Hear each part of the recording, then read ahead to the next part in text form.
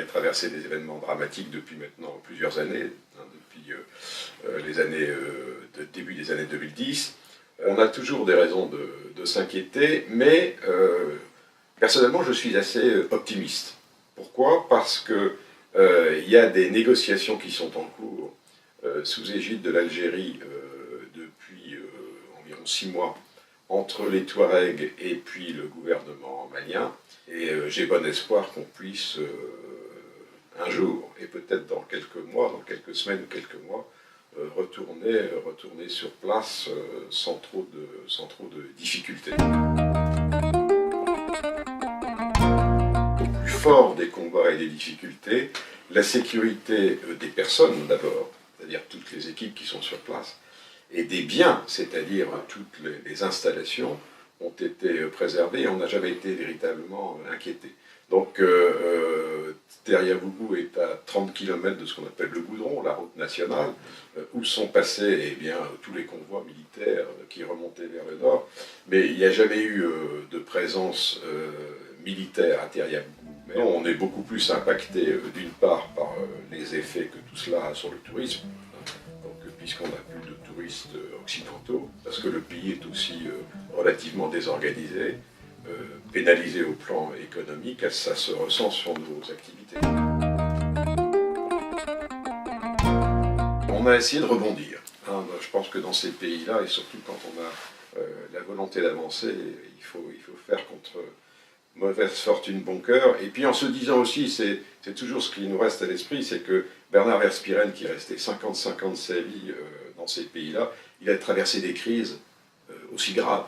C'est vrai qu'on n'a plus aujourd'hui de touristes occidentaux, mais on a ciblé une nouvelle clientèle, qui est une clientèle de résidents maliens qui habitent Bamako, et surtout une clientèle de groupes, des écoles, des ONG, qui continuent à venir. On a essayé de développer une nouvelle clientèle locale, puisqu'on n'a plus la possibilité d'avoir des touristes occidentaux. Les premières paroles sont pour remercier le MAV, parce que alors là, si on va avoir l'exemple de gens qui ne se sont pas découragés, c'est bien vous faites un travail formidable pour nous depuis plus d'une vingtaine d'années, et votre attitude vis-à-vis du projet, elle est exemplaire, et elle montre bien qu'en dépit des circonstances, on a des soutiens qui nous restent fidèles. Et quand je vois tous les efforts que vous faites chaque année pour nous aider, à nouveau, c'est pour nous un motif d'encouragement. C'est merveilleux. Et donc je pense que, heureusement, vous n'êtes pas les seuls. Il y a des gens qui continuent à nous faire confiance. Assez curieusement, le Mali attire les soutiens quand on réalise ce qui se passe là-bas. Il y a des gens qui continuent gentiment à nous faire confiance sur la base des informations qu'on leur donne et qui voient que nos activités se poursuivent, se maintiennent et se développent.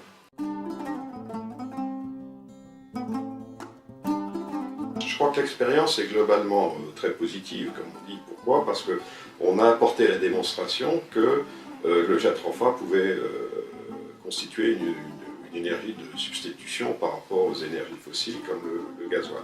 Donc avec le jatropha, on peut, et on l'a démontré avec l'aide d'un certain nombre de partenaires, produire de l'huile végétale pure qui est un substitut du gasoil. Donc ça, c'est quand même la base du raisonnement, elle est importante.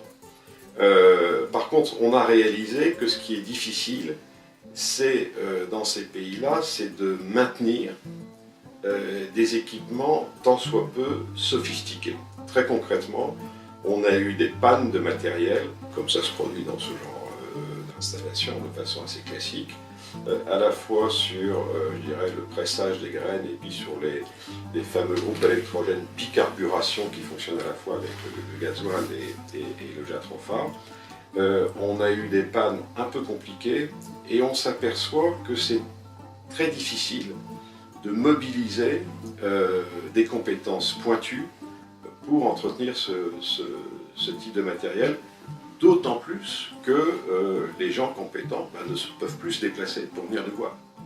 Donc c'est un vrai facteur de complexité, mais qui nous a fait réfléchir, et on est en train, là aussi, de rebondir en essayant d'adopter des matériels plus rustiques. Donc on va continuer à produire de l'électricité à partir du jatropha. L'expérience a fait ses preuves, ça marche. Ça continue à marcher, mais on va faire évoluer le projet pour essayer de mieux s'adapter à l'environnement dans lequel on vit. On cherche non seulement à produire de l'huile végétale pure, mais aussi à montrer l'utilisation qu'on peut faire des sous-produits du jatropha, et en particulier en utilisant ce qu'on appelle les tourteaux de pressage, les résidus de presse des graines. Le biogaz a été remis en état à l'occasion de ce projet, et on produit déjà du gaz.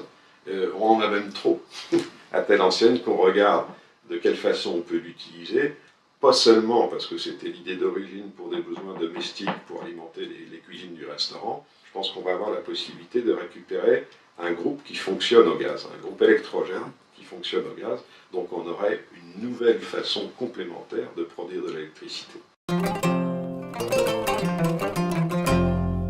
Alors on a eu effectivement un très sérieux coup de main de la Banque mondiale qui a construit le bâtiment de ce qu'on appelle le CESCOM, le Centre de santé communautaire, selon des standards qu'ils ont, des architectures et des aménagements standards. C'était très bien fait. Donc ça tourne, et ça tourne bien. On continue à faire 200 accouchements par an. Enfin, les chiffres ont été publiés dans les lettres, plus de 2000 consultations. Donc ça marche, et ça marche bien. Le CESCOM, et c'est son originalité, dessert en fait une communauté villageoise de 11 villages différents, je pense. Donc ce qui est sympathique, c'est que l'on est au-delà des frontières de Terria-Boubou et qu'on rend véritablement service aux populations locales et non pas un petit village malien de privilégiés. La Fondation de France a décidé de nous donner une subvention importante, 50 000 € sur 2 ans, ce qui pour nous est beaucoup d'argent, pour nous aider dans 3 domaines qui sont, on en parlait à l'instant, la réhabilitation des groupes bicarburation, un certain nombre de travaux liés à la maintenance des installations, et puis un nouveau projet qu'on est en train de créer, qui est un projet de maraîchage au bénéfice de groupements de femmes de Terria-Boubou et des environs. L'idée est toute simple, c'est de permettre à ces femmes de cultiver des légumes qui sont ensuite commercialisés sur place et dans les villes environnantes jusqu'à Plassans et Bamako, où il y a une forte demande. Ce qu'on va faire, c'est qu'on va créer un forage dédié au maraîchage avec une pompe solaire, et puis on a en liaison avec une autre ONG qui s'appelle Suisse Contact, on a mis en place tout un programme de formation théorique et sur le terrain pour ces femmes, pour les aider à cultiver ces légumes, et bien dans les meilleures conditions. Le beurre de karité, c'est quelque chose qui est assez recherché. Et donc, en partenariat avec un industriel français qui s'appelle Olvea, qui a une usine de transformation qui est à Ouaga, au Burkina, on a mis en place tout un système de récolte des amandes de karité. On a actuellement 200 femmes qui sont concernées pour qu'elles récoltent ces graines, qu'elles les apportent à Terria-Boubou, où on les rassemble, et on fait donc des expéditions par camion, donc plusieurs dizaines de tonnes qui partent à Ouaga pour être traitées. Donc là aussi, même idée, apporter aux femmes des revenus supplémentaires. Notre stratégie, elle est différente. On cherche, comment dirais-je, à tenir en attendant des jours meilleurs. Donc, on ne baisse pas la garde.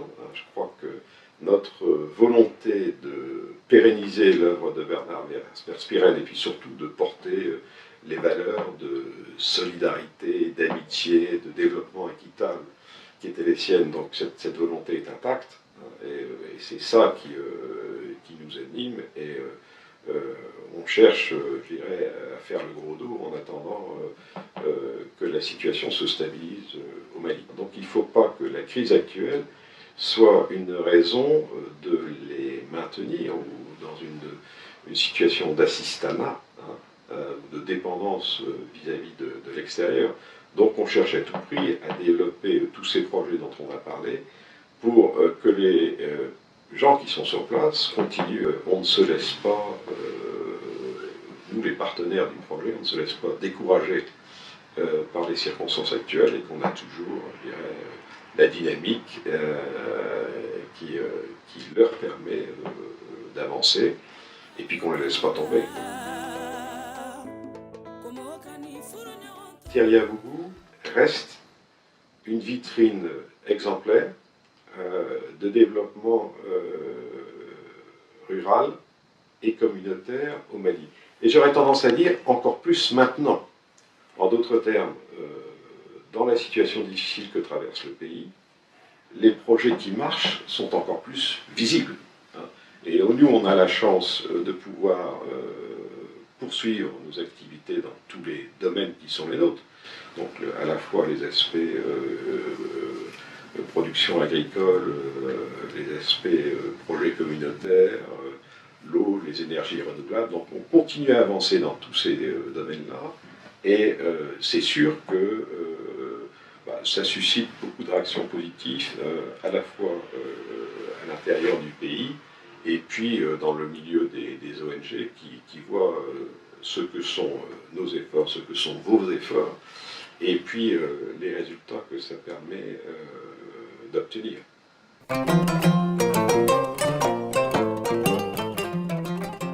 Grâce à l'école, le niveau global d'éducation des populations est beaucoup plus élevé. Je crois qu'il y a aussi une chose qui est tout à l'honneur de l'OMAV et de ceux qui nous soutiennent pour l'école, c'est que le taux de scolarisation des filles est très élevé par rapport à ce qui existe à l'intérieur du pays, enfin au niveau du Mali. Et ça aussi, je pense que c'est bien, parce que c'est un pays où beaucoup de choses arrivent grâce aux femmes, par l'intermédiaire des femmes, et le fait de leur apporter un niveau d'éducation supplémentaire, c'est extrêmement positif pour la vie des villages, l'éducation des enfants et tout ce qui va avec.